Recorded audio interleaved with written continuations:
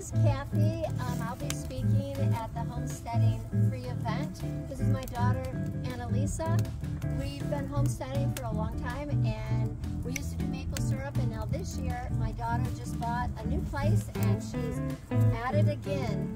And it's pretty exciting to see it being passed down from one generation to another. We'd love to have you come if you're thinking about homesteading or just enjoy it. March 29th from 1 to 3:30